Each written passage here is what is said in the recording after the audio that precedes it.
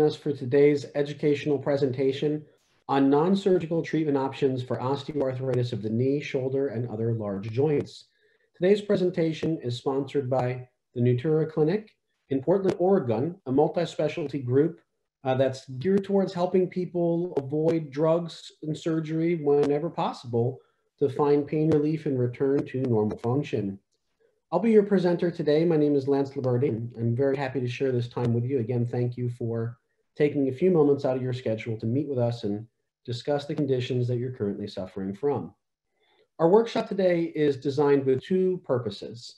The first is pretty obvious. It's to provide help, to discuss some non-surgical, drug-free treatment options that you may not be aware of or may not have previously tried, which can provide relief and help to regenerate your tissue so that you no longer suffer from the effects of osteoarthritis, even if things like oral NSAIDs like Advil, Tylenol, or naproxen, pain medications like Vicodin or hydrocodone or tramadol, injections like cortisone haven't worked for you in the past. And even if you've had a knee replacement on one and maybe you're trying to avoid having it on the other. The second purpose of the workshop and why I'm here today speaking to you is hope. Oftentimes when you're diagnosed with a chronic degenerative condition that has no known cure, like osteoarthritis, it's a very lonely feeling and you don't have very many options. I, like some of you on this call today, once was faced with that position. You see, I played high school football, and my sophomore year, someone got blocked into me while I was blocking a kick return, and not only did they hit the side of my right knee, but as I fell, they were trapped under my foot. I fell over them. I twisted the knee. I wound up tearing my ACL, MCL, PCL, medial meniscus, and patella tendon all at the same time. 3 complete tears, 2 partial tears. I had to have a series of surgeries to reconstruct those ligaments. And while I was able to return to walking and normal activity, I was never able to return to sports again. And a couple of years after that repair, I lost most of the function in that right knee. And I couldn't bend it. I was stuck in extension, so I could only bend about 30 degrees in my right knee. So I was using crutches to get around, and I had scheduled an MRI, and I went and had this MRI done. And the radiology technologist told me I had the knee of an 85-year-old. I was 20. I had developed early onset osteoarthritis and medial bone-on-bone contact, meaning the inside of my knee, my thigh bone, and my shin bone, my femur and my tibia were actually touching and rubbing together. I had no cartilage left. And I was told that knee replacement surgery would be my only option. Now, at that point in time, I was lucky enough to be working with a nationwide healthcare advertising agency. And one of my clients, a chiropractor who I was complaining to about my knee, his father was a doctor of osteopathy who was working in a pain management clinic in Manhattan, injecting one of the first FDA-approved visco supplements called Hyaluronic. And he explained to me how his father was using this for people that had osteoarthritis and helping them delay or avoid knee replacement surgery, and recommended I give it a shot. So I flew up to New Jersey from Florida. I had these injections done. After the first injection, my pain was a little bit improved. By the third injection, my pain was almost completely gone, and I was walking around again without an assistive device. By the 5th injection, I was running, jumping, doing things I hadn't done in years. I played a game of pickup basketball before I flew home. I hadn't played basketball in, 8, 9 years at that point. So this was back in 2008 when this happened to me, when I had these injections. I was waiting for the surgery for a long time because I was so young. And it was absolutely life-changing. And I use the term often miraculous. But then I got to thinking, why didn't my orthopedist or my radiologist or my primary care doctor or anybody in Florida tell me about this? And how many more people like me could be suffering in the same way, thinking that there was no other choice but to go under the knife and maybe this would work for them.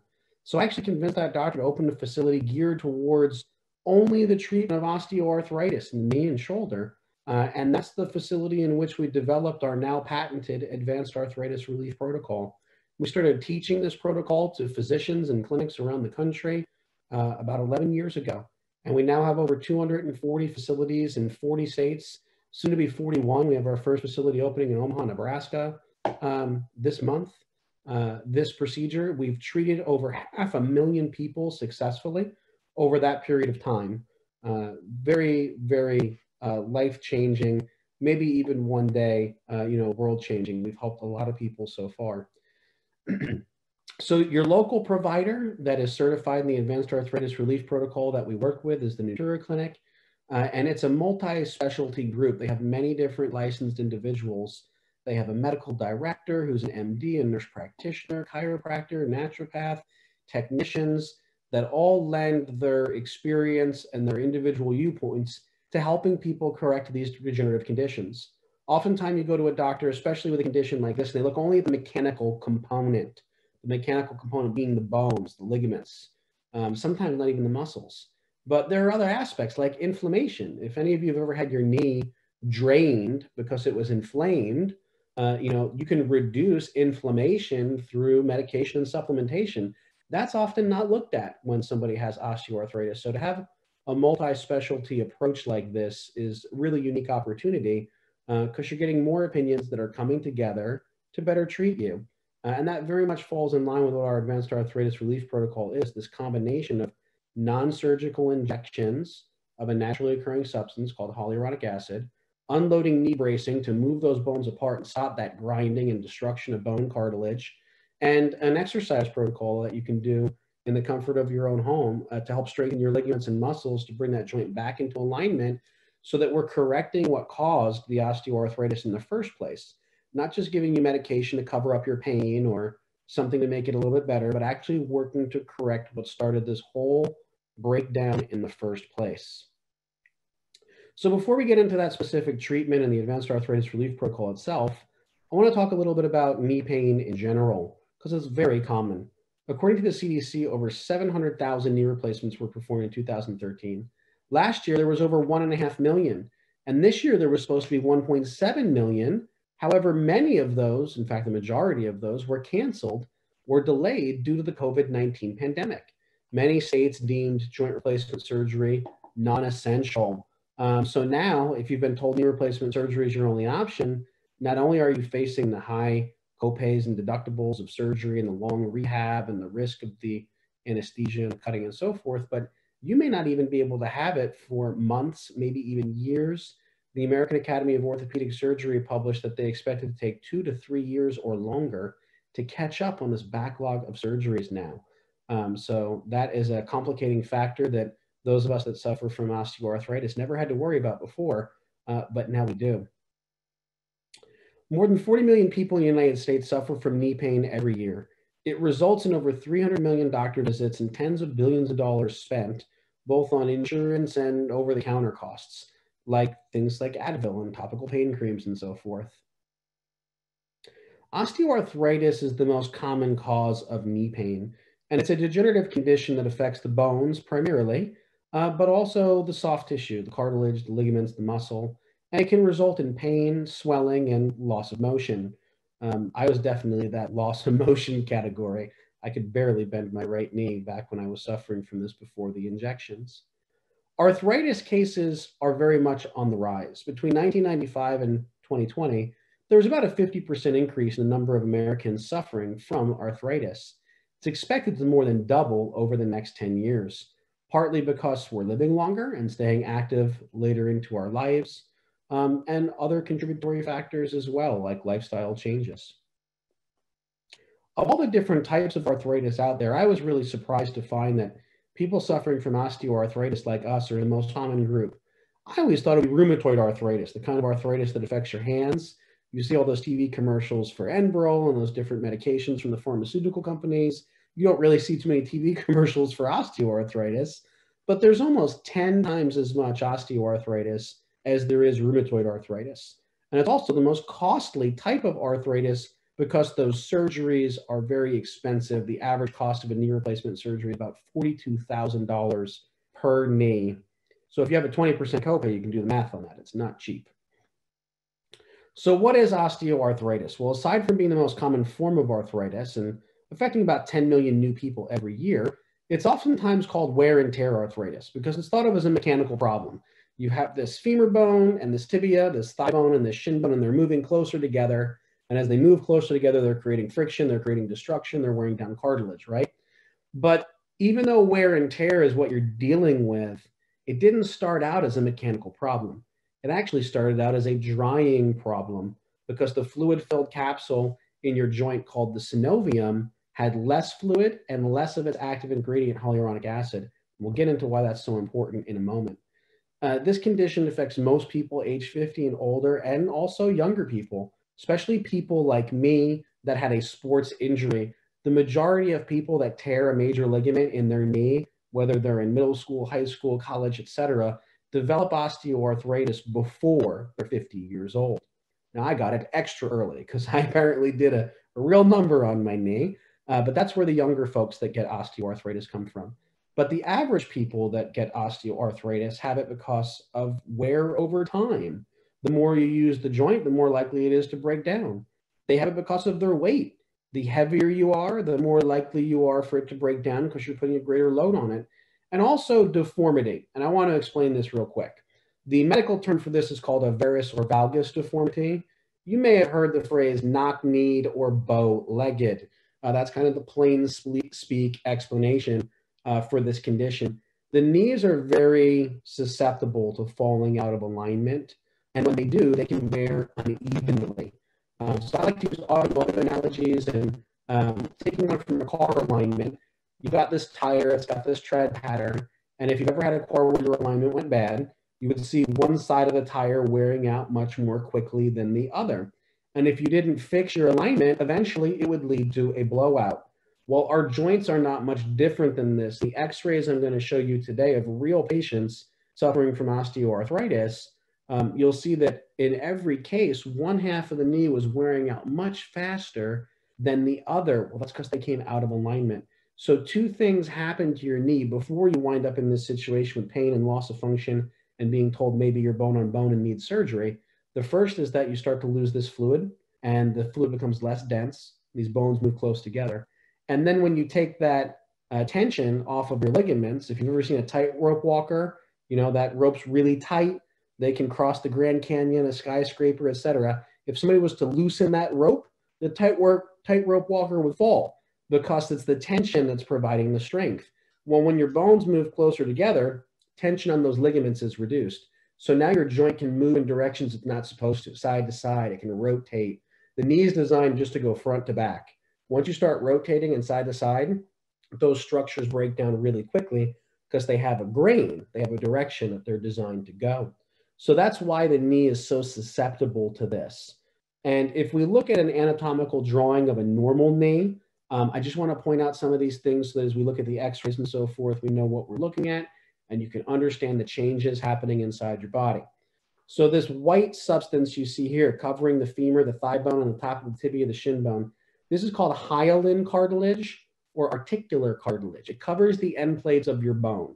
And it's very similar to your fingernail. If you want to touch your fingernail, that's similar to the consistency of this cartilage. And it's there as a last line of defense to protect not only the bone, but if you've ever seen a bone, a human bone, animal bone in a zoo or a museum, they're not smooth. There's a bunch of little channels that run around them, right? And that's because they're wrapped in nerve endings and blood vessels. So when those are exposed, if you have an exposed nerve, it can create a lot of pain. If you've ever chipped a tooth, you've experienced the pain of an exposed nerve. So if you've got a sharp electrical shooting pain that goes down your calf into your foot or up your thigh, into your buttock or your low back when you take steps or use your knee, you may have worn through that hyaline cartilage and you're experiencing that nerve pain. So that's your last line of defense, this hard cartilage. Your medium line of defense is called your meniscus. Your meniscus is a soft cartilage that goes between the two bones. And that literally acts like a shock absorber and a cushion and a stabilizer. But your first line of defense before you get to these cartilages is your synovial fluid, which keeps everything cushioned and lubricated and gliding next to each other. Unlike the hinge on a door in your house, that every time you open and close it, you've got metal, moving against each other. The joints in our body are actually designed to glide next to each other. Our fingers, our toes, our knees, etc. These bones, they don't have like a pin that they rotate around. They're designed to glide. So this fluid allows them to glide next to each other and not come into contact. As this breaks down, as you lose the fluid, lose the cartilage, etc., the knee begins to look like this. It's called hypertrophy. And you wear through the cartilage, the underlying bone starts to be exposed. The body tries to grow back new bone. to replace the bone that's being destroyed. It often grows back abnormally and develops into a bone spur, or what's clinically called an osteophyte. So that's the little anatomy and physiology on the knee joint, what happens as it changes. So looking at the first stage of this destruction, of this disease, is your synovial membrane. So this is a really simple and really special structure in our body, and all of our joints that move have them. You have little joint capsules at the hinges of all your fingers, your shoulder, etc. And this fluid that's inside this capsule, it's not regular fluid. If you took water and you launched a boat into water, the reason the boat floats is because it displaces the water, and that's why the boat floats. Well, if you tried to launch a boat into hyaluronic acid, the active ingredient in your joint fluid, the boat would tip over because this fluid doesn't act like regular fluid. It doesn't behave in line with the laws of physics. It's actually called a non-Newtonian fluid because it doesn't follow Newton's laws of physics. As you compress it, it becomes more dense and it actually fights back against that compression. So the active ingredient in our joints that keep them gliding and smooth and healthy is this hyaluronic acid. And as we age, we produce less of it. As we have injuries, we produce less of it because there's little glands all around this synovial capsule called synovicytes that make and excrete this fluid and the hyaluronic acid. As we make less of this hyaluronic acid inside our synovial joint, it can no longer cushion and lubricate as well as it used to. It can no longer act as good of a shock absorber, and it allows those bones to move closer together and create more friction and to damage the cartilage and the other structures of the joint because that fluid's gone from a thick gel-like consistency to a thin water-like consistency. As that change happens, now you can sometimes have pieces of cartilage and bone that actually break down and wear away and even chip off and start floating in the synovial capsule. So if you've ever gone up or downstairs or gotten out of a car, gone to lift something, and it feels like something catches inside your knee, like it gets locked up and then releases, you're feeling one of those pieces of loose cartilage or bone literally get caught during your range of motion. I know, I've lived it myself, right? So if you've ever experienced that, it's a telltale sign that you've got a slightly more advanced stage of osteoarthritis, and maybe you've got some loose particles floating around in your joint capsule. Now, that doesn't mean this treatment can't work for you. I'm actually going to show you some x-rays of patients that were in a wheelchair, couldn't even stand, very badly bone on bone, and got that joint space back and got back to walking. So it's almost never too late for a treatment like this to reverse the damage unless you've lost the joint space in both compartments of your knee, which is very rare and something that we screen for during the risk-free, no-cost consultation. So if you've worn through these cartilages due to the breakdown of fluid and exposed the underlying bone, you can get that electrical pain that shoots, radiates up and down your leg. If you've worn away your meniscus, if you've got this grinding of bone, maybe you hear clicking, cracking, popping, that's called crepitation. That's another telltale sign of osteoarthritis. If your knee swells after you do activities and you have to elevate it or ice it or put heat on it, that's another sign you might be suffering from osteoarthritis. So let's take a look at some real x-rays of actual patients to see what the different stages of osteoarthritis look like. Because one of the things that I've never really gotten over, I'm still a little upset about, is when I had my MRI, they told me what was wrong with me and why nothing would work and why I needed surgery.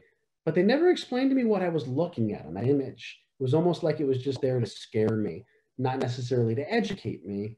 And the reason I didn't know it was on that image is because I didn't know what a normal MRI was supposed to look like. They only showed me the bad one, my knee, right? So before we look at x-rays, we want to look at what a normal knee looks like. So if you come into the clinic for your risk-free consultation and evaluation, part of what you'll experience after your screen to see if you're a good candidate and speak with the clinical staff to see if this treatment sounds right for you, is you'll receive a physical examination, and if you don't already have an x-ray, x-rays. And 2 x-rays will be taken. One that's called an anterior to posterior or a front to back view, and another one called a lateral or a side view. And the purpose of these x-rays is to determine whether or not you've got osteoarthritis, and if you do, what stage you're suffering from. So let's start with the front view. This faint outline you see here that looks like a guitar pick shape, that's your patella, your kneecap. And it should be right in the middle of your femur bone, because in the middle of your femur bone, you have this channel. And the patella is meant to ride in that channel, a lot like a sliding glass door rides on a channel. And it's real smooth and easy to move, right? But if it falls off the channel, it grinds and it's difficult to move. So we're looking to see that that patella is in proper alignment. These outlines you see here that look kind of like big rectangles, that's the outline of your hyaline cartilage, that hard cartilage that covers the bone. We're looking to make sure that you still have that. It hasn't been worn away. We're looking at your tibial spines, these little mounds here that kind of look like smooth rolling mountains. They should be nice and smooth, not sharp and pointy. If they're sharp and pointy, that means they've been worn away. All this black space you see in between the two bones, on X-ray, you look at hard things.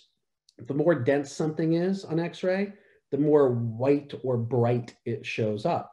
So when something's black or dark, it means it's fluid, it's soft tissue, something other than bone, right? So we want to see this black band in between your joint, because that means there's joint space. You've got synovial fluid, you've got meniscal cartilage, you're not bone on bone. And then lastly, we want to see that the knee is in good alignment, kind of connect the dots from the femur bone to the tibia, and they should pretty much line up almost perfectly.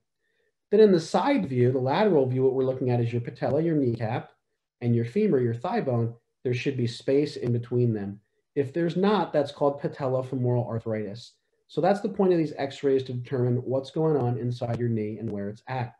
Now, the term bone on bone gets used way too frequently, in my opinion, because there's actually 4 stages of osteoarthritis: Kellgren-Lawrence, grade 1, 2, 3, and 4. And oftentimes it's easier just to tell somebody, oh, you're bone on bone, than to explain to them what part of the degeneration process they're in. And it's important. If you're diagnosed with cancer, you know that if it's stage 4, that's the end, and the odds are not in your favor. Like what happened with Alex Trebek. It was very difficult, and eventually he passed away from it because it wasn't found early. So when we hear, bone on bone, we almost assume that we're at this end stage where nothing can be done about it. But the truth of the matter is, grade 1, you probably don't even know you've got arthritis. It's not painful. 2, intermittent pain. 3, consistent pain. 4, when you get to the bone on bone, can still be treated. So let's take a look at what those 4 grades look like. In early osteoarthritis, you can see a little bit of loss of joint space here on the inside of the knee, and also the kneecap here, not quite perfectly in the middle of the femur bone anymore, kind of hanging off to the left, hanging off to the right here. So it's a little outside. This alignment's collapsing on the inside. It's going to be one of those knock-kneed cases, right? But if you've got this degree of osteoarthritis, you're probably not on this call today, because it usually doesn't hurt. You usually don't know you have it at this stage. It's very early, just like early cancer. You usually have no symptoms, right? Then when you get to stage 2, now you start to have some intermittent symptoms. This is where if you walk or do activities, your knees might get sore or swollen afterwards, and things like ibuprofen and rest and heat and cold might help you. At this point, you've got further loss of joint space. Those little tibial spines are starting to wear away and get sharp. And you see this thickening of the bone here, how shiny and white. As the joint space collapses and the bone stops gliding next to each other and starts grinding over each other, the body tries to counteract this by making the bone thicker so that it can withstand that impact of the bones coming together. So that's what subchondral sclerosis looks like. Another telltale sign that osteoarthritis is progressing. Grade 3, you start to get into the my knee hurts all the time phase, where you're taking 6 to 8 Advil a day like I was, and you still have pain in between each dose, and you wake up and your knee is sore and stiff or swollen every morning.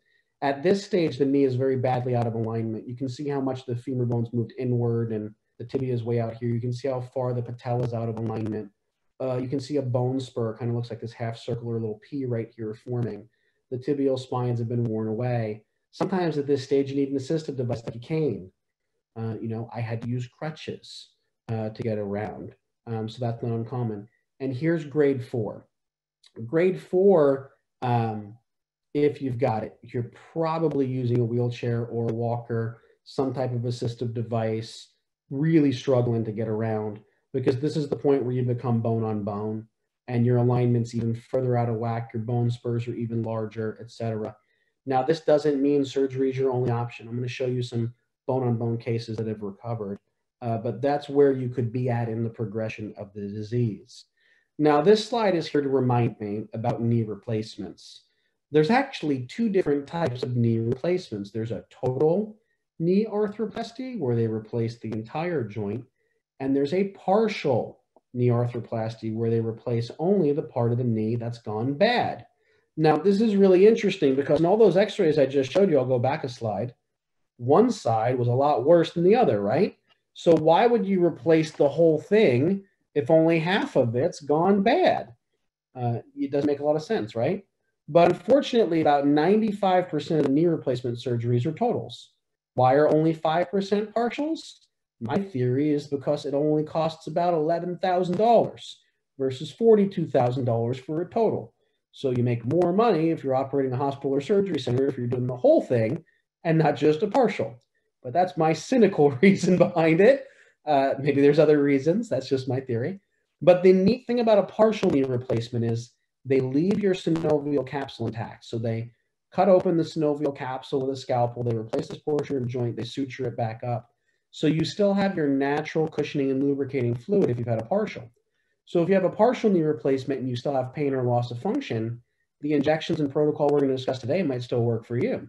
If you haven't yet had surgery and you're being told that's your only option, you're really not a candidate for what we do because you're too far gone, which you'll figure out on your risk-free consultation with the physicians. A partial knee replacement will give you the opportunity to still explore other treatments like injections. When they do a total, unfortunately, they throw away, discard these synovial capsules, so you no longer have your natural cushioning structures. So moving on, let's talk about treatments, things you might have tried and our treatment and how it might work even if other things have not. So typical treatments for osteoarthritis of the knee include hot packs, ice packs, exercise or physical therapy, trying to lose weight, many different medications like Advil and Tylenol, nonsteroidals or pain medications, or cortisone injections are very common. If you've tried any or all of those things and they haven't worked, oftentimes you're told surgery is your only option. Well, that's where the Advanced Arthritis Relief Protocol comes in.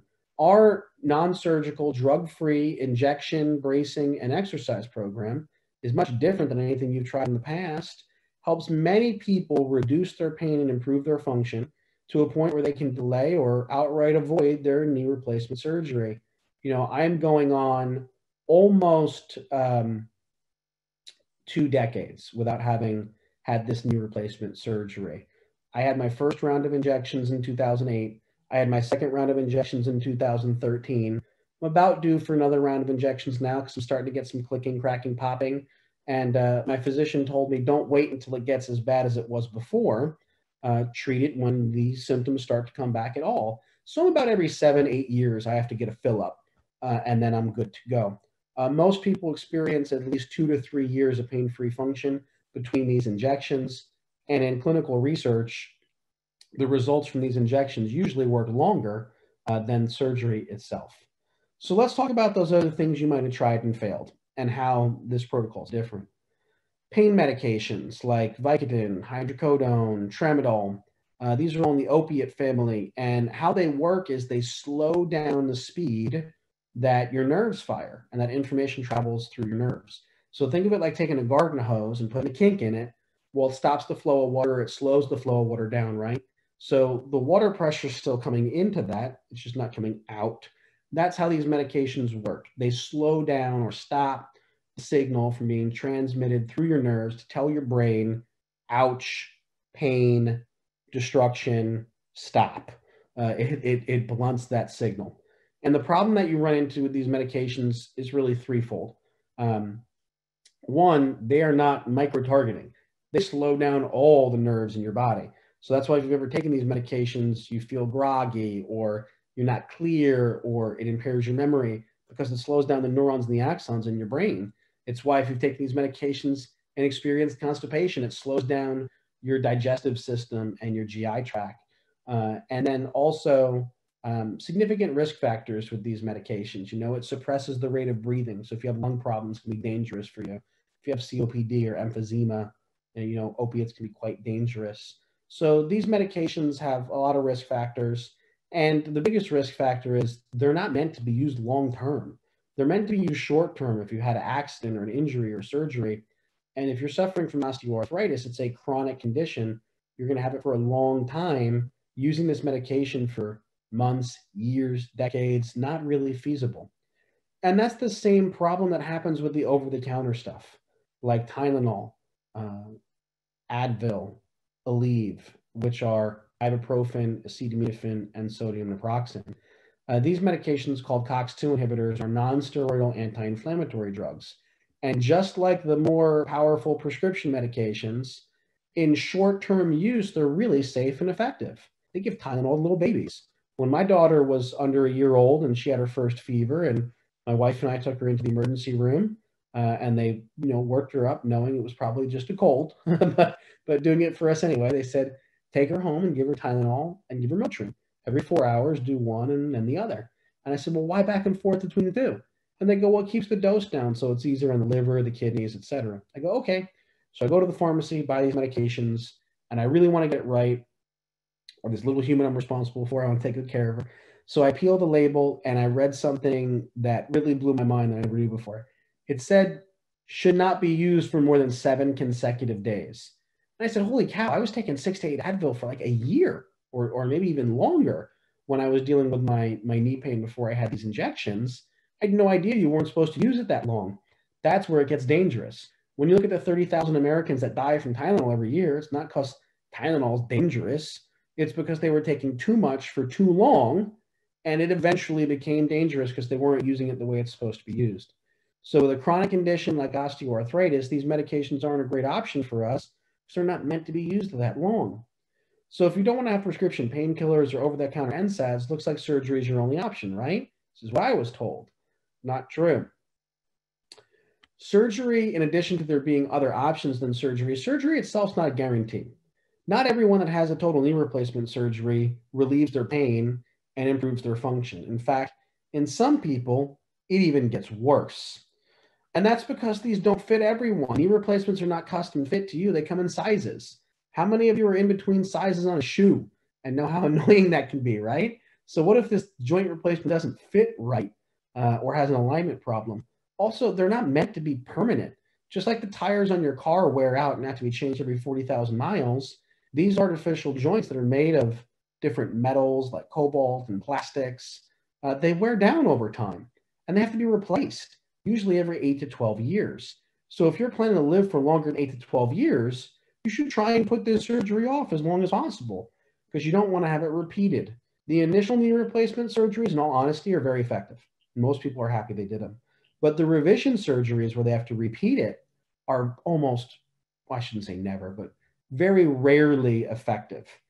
Usually more painful than the first because they're cutting out more bone, more soft tissue, causing more scar tissue from the surgery, incision, etc. And that's also partly what happens. Sometimes you're trading this bone pain for soft tissue pain from the scarring from all the cutting and the stitching and the stapling. And I like to oversimplify the results of surgery into 4 quarters. Quarter of the people where it was the best decision ever made, pain gone, function improved, they're doing great. Quarter of the people where they got better, but not all the way. Quarter of the people where the pain didn't really change much. But there's also a quarter of the people where it got worse. And this is not just the people that have MRSA or other infections from surgery, but sometimes that soft tissue pain from the cutting and the anchors and so forth is worse than the pain you had from the bone-on-bone contact. So here's that partial knee replacement again, and here's a total. So in a total knee replacement, they put a cap over the femur bone to cover the upper bone of your thigh, and a plate on top of your tibia, your lower bone, your shin bone, which is screwed into place, and then an anchor placed into your bone marrow, right in the middle of your bone. And then that synovial capsule is discarded. So now you have these metal structures just grinding together all day. It doesn't hurt you because you have no nerve endings left. They've been cut out and removed, but you've still got the same grinding you had before. Now you just can't feel it because this metal and plastic's taken the brunt of that abuse for you. So in addition to these variable results with surgery and the fact that it may not last the rest of your life, there's also the risks of anesthesia, starting with the very small risk of being put under and not waking back up, but a much more common risk that's not often discussed is postoperative cognitive dysfunction. You see, people metabolize anesthesia at different rates. If you've ever heard those stories about people that woke up during a surgery, they had a fast metabolism. They burned up the anesthesia faster than the anesthesiologist expected, going on that chart of pounds and dosage, right? And then there's people like me that have a slower metabolism, and maybe it takes us days or even longer to get the anesthesia out of our system. I'll have muscle shakes for 2 or 3 days afterwards because it takes me a long time to get the anesthesia out of my body. But in people that are a little older than myself, it can cause symptoms that seem like Alzheimer's or dementia, loss of memory, mental fogginess, and it can last for up to half a year and also increase the risk of adverse events like strokes or other cerebrovascular events. But we're not here to scare you. We're here to help you avoid these drug surgeries, risk factors, expense, and complications. So everything we've talked about so far really was just treating the symptoms, not getting at the root cause of osteoarthritis. So if osteoarthritis starts out as a drying problem, let's better understand what that means. And there's a simple experiment you can do in the comfort of your own home to experience this physiological change in like a little science project. Take a regular sponge, get it soaking wet, and try to rip it in half. No matter how hard you try, it's going to be really frustrating. You're not going to be able to rip this sponge. It's really elastic and rubbery. Crumble it up into a ball. It's going to spring back into its shape really quickly. Now let that sponge sit next to the sink for 2 or 3 days. Now try to tear it again. You'll probably be able to. Crumble it up into a ball. It's not going to spring back the way it used to. Now let it sit there for another 2 or 3 days till it's bone dry. Now you won't even have to try to tear it. Put it in your palm, close it, it'll crumble like dust. Why does this happen? It's the same sponge from a few days ago. How come it's so much more weak? And the answer is hydration and lubrication. The fluid gives the sponge its strength. The same thing happens with our cartilage. Our cartilage is very strong. It's why tears are rare and usually only happen in high impact injuries, right? It's very, very strong. But part of the reason why it's strong is because it's full of fluid and hydration. So as you have this drying problem with your knee capsule, not only do you have the joint space reducing and friction increasing, but the cartilage that's supposed to protect you now is more brittle and less effective at its job because it lacks hydration. So that's why, even though this is often called a mechanical disease or wear and tear, that's why it starts as a drying problem. And your synovial fluid changes from thick and oil-like to thin and water-like as this process takes place, allowing those bones to move together and friction to increase. So wouldn't it make sense to fill the joint capsule back up with nice thick fluid again? This is not a trick question. It's actually what we're proposing. Joint fluid therapy or viscosupplementation is a process by which we replace the fluid that you're missing and put hyaluronic acid back inside the joint. And this is a lot different than other injections you may have had in the past. Injections like cortisone and steroids are actually anti-inflammatories. They dry things out. If you've ever had a sinus infection or a respiratory infection, you've had a lot of mucus and congestion, maybe your doctor gave you prednisone or another steroid. After a day or two, it would dry out all that stuff that was going on in your sinuses and your lungs, right? That's how corticosteroids work. So if we've got a drying problem and we're injecting a medication that causes things to dry out, wouldn't that make it worse? And the answer is yes. Actually, in the last 2 years, there's been a lot of published clinical research that shows just how dangerous cortisone injections are for people with arthritis and how it actually speeds up the degeneration of their joint. In addition to that, there are other side effects with these things. If you have diabetes, cortisone injections are metabolized into sugar in your body. They cause your blood sugar to spike. The full name of steroids are actually glucocorticosteroids. Gluco from glucose, sugar. Cortisone actually comes from a sweet potato that's harvested in the South American Amazon rainforest. So as you do this, not only can it be a risk if you're diabetic, but it can help to cause cataracts to form because you have a high density of blood vessels in your eye. And as you increase that blood sugar, it can damage them and cause problems with retinal degeneration. Lastly, osteoporosis. You can lose up to 8% of your bone near the area of the injection from a single injection in just 120 days. And that's because if you've ever had a cortisone injection, you probably noticed that it's stung or burned. They're very acidic, so it can break down the tissue around the area where it's injected. Now that's just one injection. What if you've had 2 or 3 or more? The Food and Drug Administration says you're not supposed to have more than 3 cortisone injections in any body area or structure in your lifetime. I had more than that in my knee, and I'm sure many of you on this call have as well. So cortisone maybe will provide short-term relief, but long-term it's going to make things worse. And that's why we're proposing something different. A little food for thought. So better idea, change the joint oil. The clinical term for this is called viscosupplementation. Viscous, thick. It returns thickness and gel and elasticity to your joint again. And these medications are not all created equal. There was the original category of medications like what I originally had, Hyalgin, and these were derived from the comb of the rooster, that red crest, and they'll sterilize it, pasteurize it, and put it into an injectable format in little sterile syringes. Then came the synthetic products like Synvisc that were chemically made in laboratories and combined things like latex and vinyl sulfone and formaldehyde.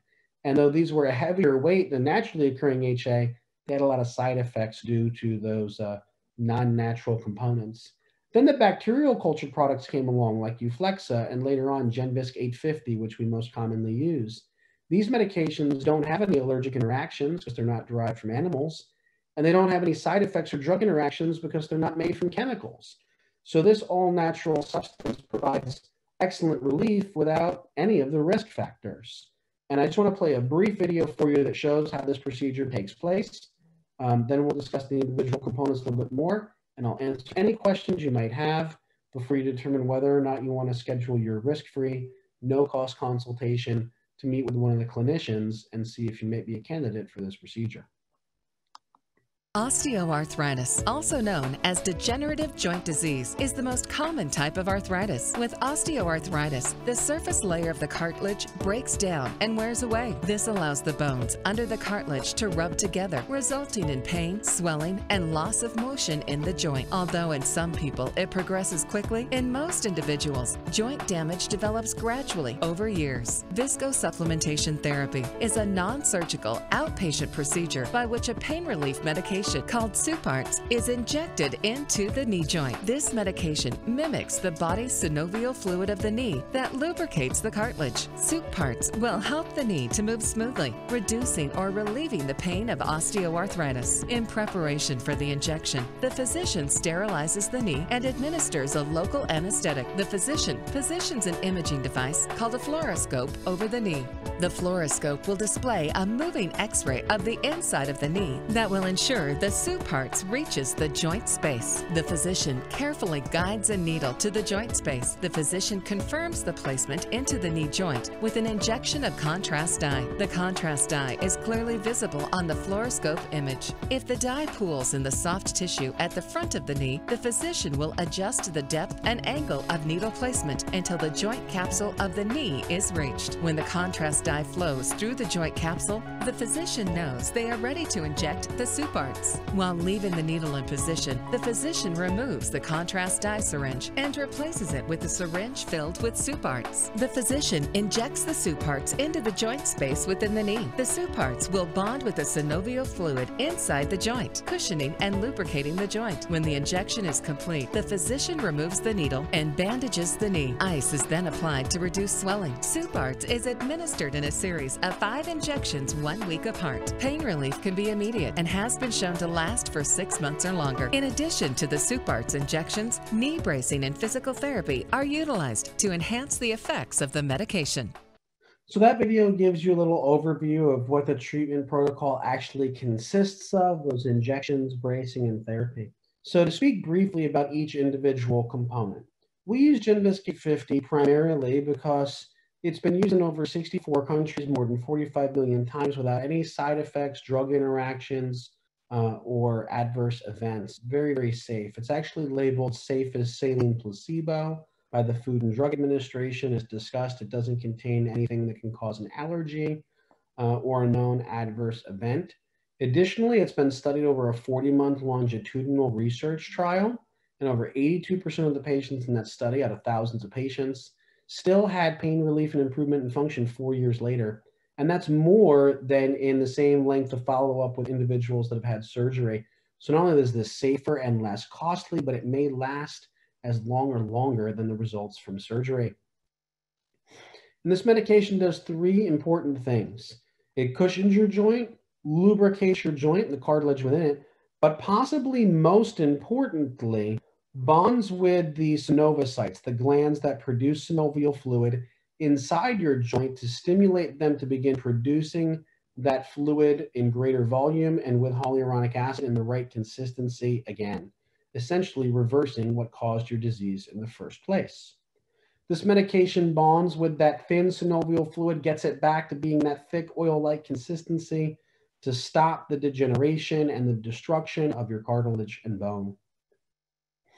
This is an excerpt from that 40-month research study that was performed back in 2004, and it was placebo-controlled and randomized and had very amazing results with over 82% of the patients in that study, and also no safety problems or side effects reported. More good news, viscosupplementation is an all-natural substance. It's not a drug. Unfortunately, you can't take it orally or buy it at a health food store because it has to be administered to the area of affect. Because it's a thick, high molecular weight, it can't cross the cellular membrane. So if you've got a problem with not having enough AHA in your knee capsule, it has to be infused there. If you have a problem in your shoulder capsule, it has to be infused there. And that's why it's administered by physicians under prescription. So what's the catch? The biggest thing that I hear on these presentations and speaking with patients over the years is that they tried things like this in the past and it didn't work. Maybe they even had injections of this same medication in the past and it didn't work. So how we're different and why our advanced arthritis relief protocol is patented is because we inject it differently. In most facilities, it's injected what's called blind. The patient just feels around the knee called palpation. I'm sorry, the physician feels around the knee called palpation, inserts the needle, injects the medication. Well, they may not be in the synovial capsule. And if you're not in that capsule, this medication will not work. So if you've had these injections before and you didn't see inside your knee as it was taking place, it may still work for you, administered under guidance at this facility. Also, the medications are different. They're injected different amounts of time. Some are 1, some are 3, some are 5. And clinical research has shown that the more you repeat this, the more it stimulates the synovicytes to function normally again. Also, there are different ingredients in some of these medications, like Synvisc, which is made from a chemical process.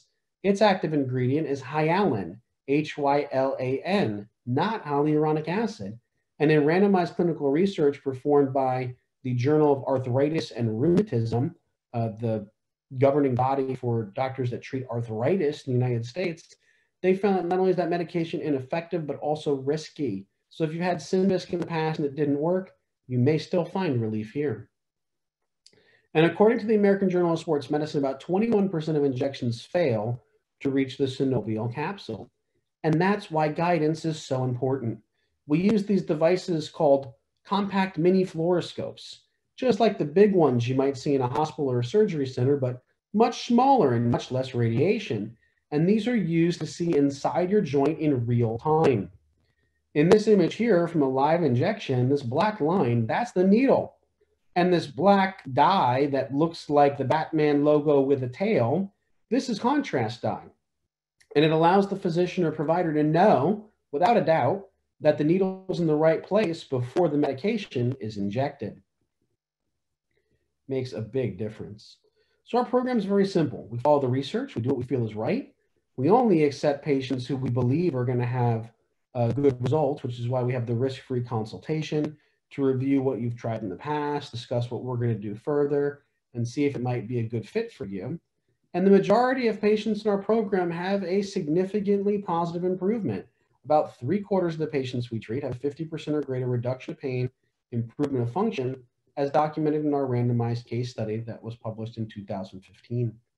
So to recap again, our three-pronged approach is using this natural hyaluronic acid-based product, Genvisc 850, injecting it with guidance to make sure it gets where it needs to go, providing physical therapy or giving you some simple home exercises to do to help strengthen the muscles and ligaments and bring the joint back into proper alignment, and using a specialized unloading knee brace to stop the physical destruction in the joint. If you've got bone-on-bone contact like this person here who had medial inside bone-on-bone contact, this x-ray is just a few minutes later after the brace was applied, and we took that contact away and provided joint space where previously there was none. This allows the medication to work much more efficiently because it can get into that compromised compartment. Better yet, it reduces your pain and improves your function right away because you no longer have bone-on-bone contact while the brace is being worn. Now, here's that bone-on-bone contact case I promised to show you. This was an 86-year-old female patient. She was in a wheelchair and a nursing home and couldn't walk under her own power at all. This was right before her injections during her evaluation. This x-ray is a little over 2 years later, where the joint space has been increased. There's no longer bone-on-bone contact. And if you remember when we were talking about the x-rays that bright and white is more dense, her bone's more dense, her muscle's more dense. Why? She was able to walk again, had lost over 60 pounds, and left the nursing home, was now an independent living facility, no longer requiring a wheelchair or a walker, just the intermittent use of a cane. So if we can help a case that was this bad, imagine what we can do when we catch people a little earlier. That's even more effective in most cases. And that's why we offer a risk-free, no-cost consultation, partly because we want to see what you've tried in the past and make sure you're a good candidate for this, but also to understand your specific goals. A lot of times people come to see our facilities around the country and say, well, I just want to reduce my pain. It's really painful. I can't live with pain. But once the pain goes away, you start thinking about what you used to be able to do before you had the pain. Golfing, dancing, hiking, going on vacation, walking the dog, seeing the upstairs of your house again because the stairs are no longer excruciating.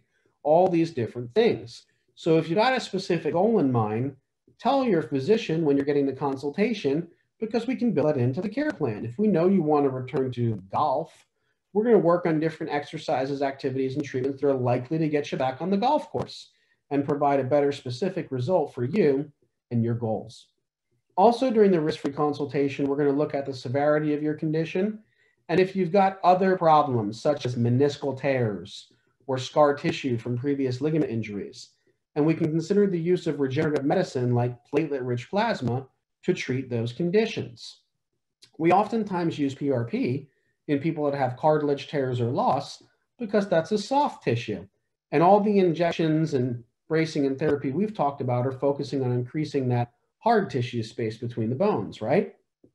So this helps the body grow more soft tissue faster in a healthy way by concentrating the portions of our own immune system that grow new tissue when we have injuries.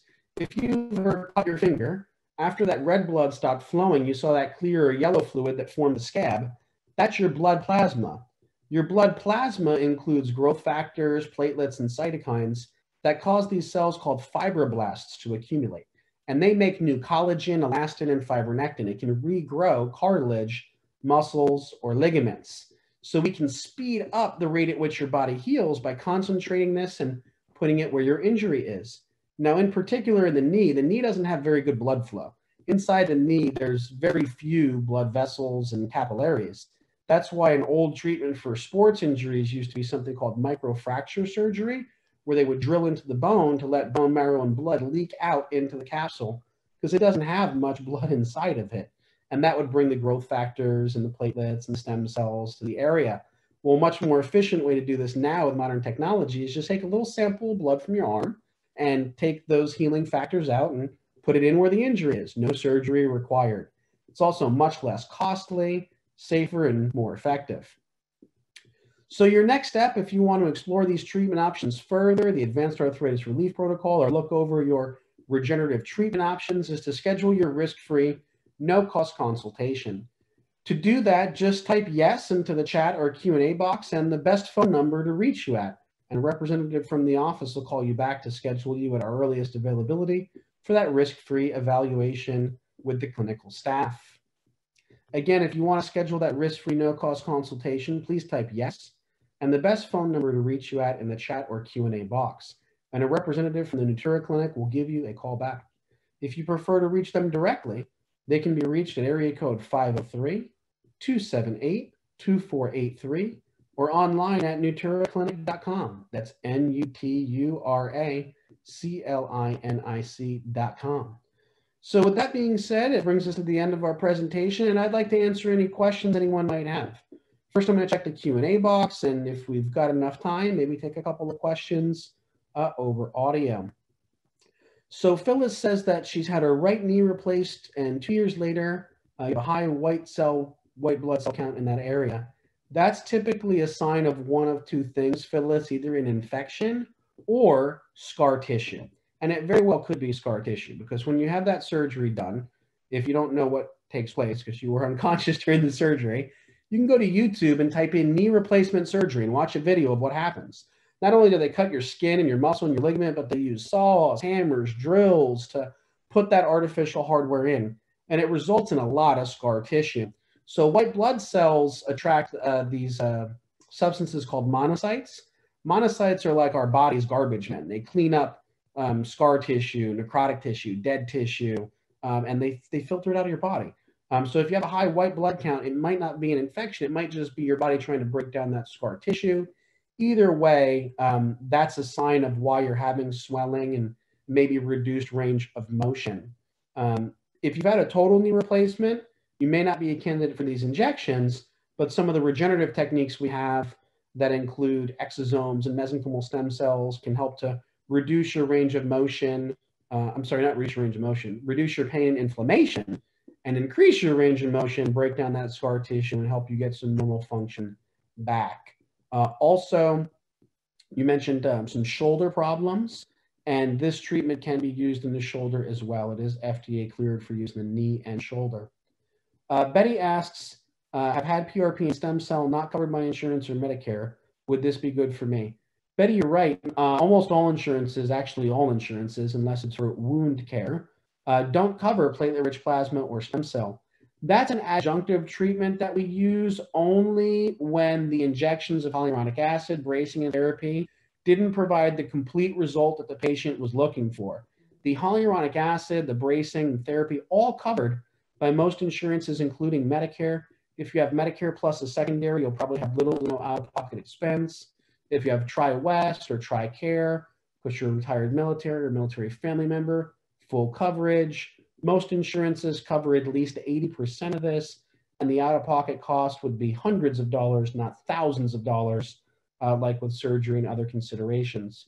Part of this risk-free consultation is not just to go over the clinical side, but also the financial side. So if you don't have insurance or you don't have full coverage, they can explore some of the options with you to keep your out-of-pocket as low as possible and still provide the relief and return to normal function that you're looking for. Sherry says she had PRT. Can these injections be done and help me? I'm not sure what PRT is. I hope you mean PRP. And yes, they work differently. Platelet-rich plasma works on soft tissue. These injections of hyaluronic acid are working on the synovial fluid to increase the space between the bones, between the hard tissue. And they also work really well together. We sometimes use the hyaluronic acid to increase the joint space, stop the friction and the destruction, and use platelet-rich plasma or mesenchymal stem cells or exosomes to help that tissue grow back faster, because cartilage grows very slow. So if we can speed that up, we can help you return to normal function more quickly than letting your body move at its own speed. Another person says they've had a rooster comb injection in January. Is it too soon to get the consultation? Great question. I've often heard people call these a rooster comb, chicken fat, chicken injections. That's probably you either had Hyalgin or Suparts. Those are the medications that are derived from the comb of the rooster. Most insurances, including Medicare, cover this every 6 months. Some, like Aetna, will cover it every 90 days.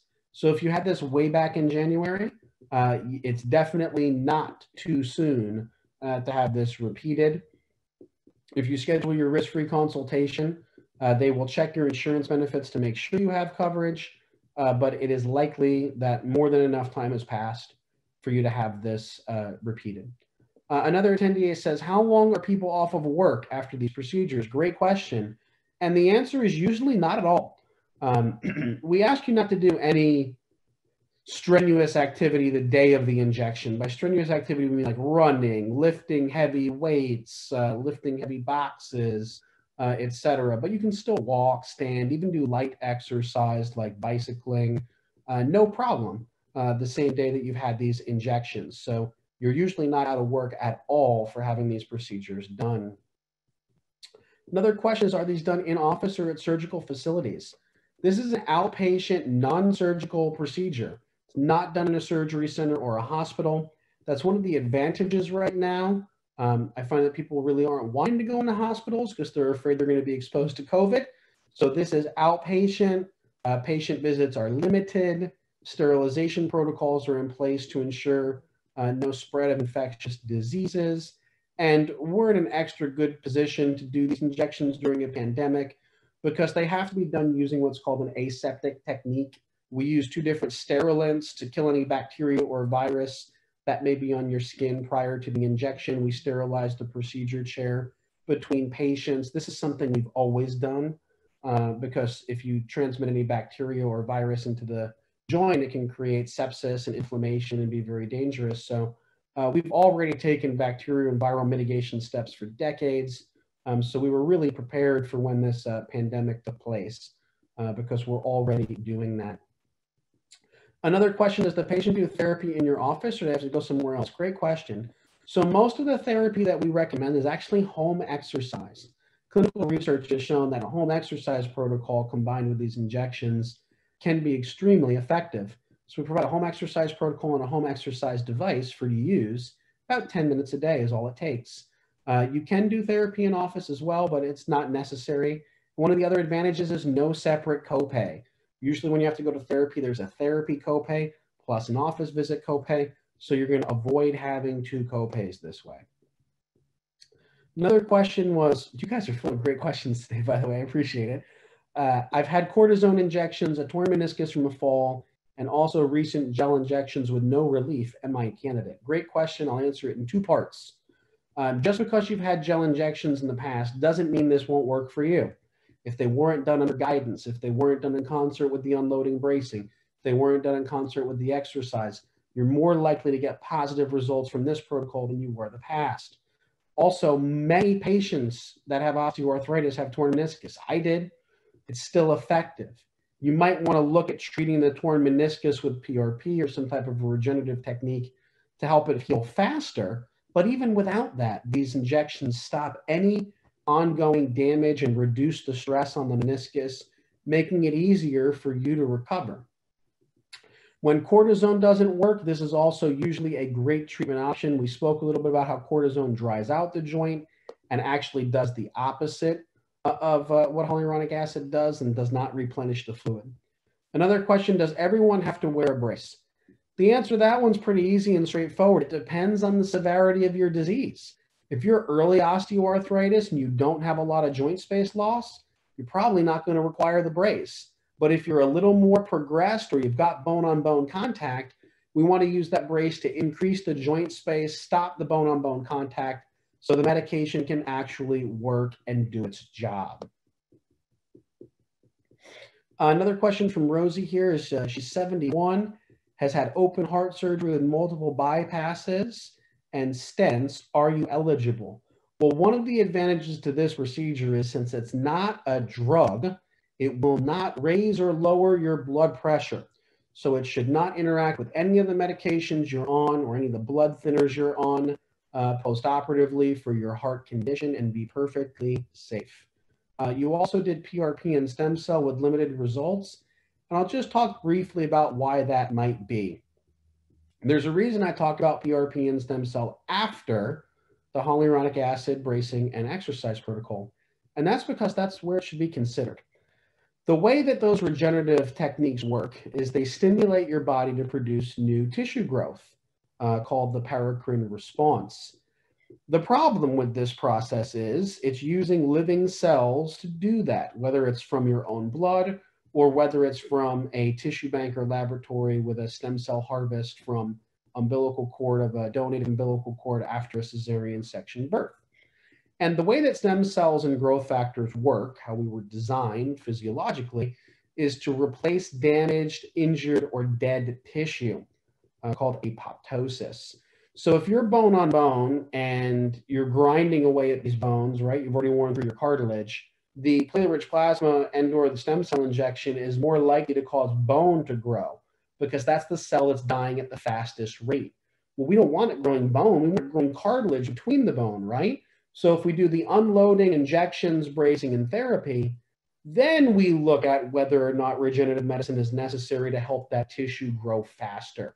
So when you've had regenerative medicine done is almost as important as how you've had it done, because you want to coax those cells to behave the way you want, to turn into the cells you want. So it has to be administered into the right environment. Great question, Rosie. Let's see. Question from Joseph. After the consultation, how many times do you need to be seen and what is the average cost? Great question. I'll answer it in two parts. So after the consultation, typically you would come into the office once a week for the injection into your knee. Unless you have osteoarthritis in both knees, then you would come twice a week, 1 day for left, 1 day for right. The reason they're not done on the same day and time is we use two different types of anesthetic so that this procedure doesn't hurt at all. One is ethyl chloride. It's a vapocoolant. It's a spray that freezes the skin so that when the needle puncture happens, you don't feel it. And then we use 2% lidocaine to numb the area as we're doing the procedure. Typically, you don't even really notice the procedure going on much, if at all. It's less painful than a flu shot for most people. And the reason we don't do both knees at the same time is because that anesthetic, which numbs your knee, if you numb both of them, it increases your risk of falling. So Medicare guidelines ask us to do this on separate days. So if you have 2 bad knees, twice a week, 1 bad knee, once a week for 5 weeks. 5 injections has been shown to provide the best clinical result. As far as cost is concerned, if you have insurance, most insurances, including Medicare, cover this. If you have a primary and a secondary, there probably will be little to no out-of-pocket cost. If you have only a primary and you've got a 20% coinsurance, it's usually $700, $800 out of pocket over the course of the entire treatment plan to have this done. And there are financing programs and also financial hardship programs to reduce or waive those fees if you're unable to afford them. So don't skip scheduling your consultation if you're worried about your insurance coverage. And when you call in at 503-278-2483, give them your insurance information. They'll verify your benefits, and they can actually tell you what to expect for out-of-pocket costs when you come into your consultation. Another question here was, why do more doctors not use this system? Great question. I blame it primarily on continuing education. You know, doctors have to have a certain amount of hours of continuing education to keep their licenses. And the problem is those continuing education courses are pretty repetitive and pretty basic. It's never cutting edge stuff. And I've seen doctors go to those seminars, sign in, and then go to the pool and come back later and sign out and not even see it. So I think many physicians don't even know this exists, even though it's been around for quite some time. And then also money, unfortunately, is the other aspect of it. These pharmaceutical medications that are all natural are not very expensive. Big pharma can't really make too much on them. They make a lot more on pain medications and other things. So that's what they present to the doctors when they go into the offices. And also the surgeries are way more profitable. The knee replacements average about $42,000 per knee. So about $84,000 to replace a pair of knees. That is more than 10 times the cost of these injections. So unfortunately, I think, you know, there's a monetary aspect to it. The United States is still a for-profit healthcare system, not a social healthcare system. So oftentimes the decisions made aren't just clinical, but also financial. So unfortunately, I think that might contribute to why more physicians aren't offering these. I know in my case, the orthopedic surgeon who was evaluating my knee also owned the surgery center. So that might have had something to do with why surgery was my only option. But again, that's just me being skeptical. You work in healthcare this long and you can't help but get a little jaded. Someone else here has done physical therapy, which helped a little bit. That's a good sign. If you're getting any type of positive improvement from anything, oral NSAIDs, cortisone injections, exercise, rest, etc., it most likely means that your osteoarthritis is not that advanced. Maybe you're grade 2 or 3, not grade 4 in bone on bone. And the earlier in the disease progress you are, the more likely this is to work. So that's a great thing. I think I got to all your questions there that were written. Thank you again for those. Those were great. Let's check on time. We're a little over on time, so I don't know that I have time to take any audio questions here today. But if you have any remaining questions that are not answered, please feel free to call into the Natura Clinic at 503-278-2483, or type yes into the chat or Q&A box with the best phone number to reach you at, and a representative will call you back to answer that question and schedule your risk-free, no-cost consultation. I'd like to thank everybody for taking the time out of their day to meet with us here today. I hope you found this information to be educational and beneficial to you. And please take advantage of the consultation. Even if this won't work for you, you'll have the peace of mind of having a second, third, or fourth opinion, and then know that when you commit to surgery, it really is your only option, and put your whole heart and effort into making that surgery and the associated rehab after the surgery as successful as it can be. But most people that we've seen over the years have been great candidates for this. It works even for those that are bone on bone. So don't skip the risk-free, no-cost consultation because you think you're too bad or because you've been told surgery is your only option or that you're bone on bone. I was told that once too, and I'm living proof that this works even in those cases. So thank you again, everybody, for your time. Good luck on your consultations. I hope you're able to find relief like I did. Happy holidays, and appreciate you spending an hour and 15 minutes with us this morning. Have a great day.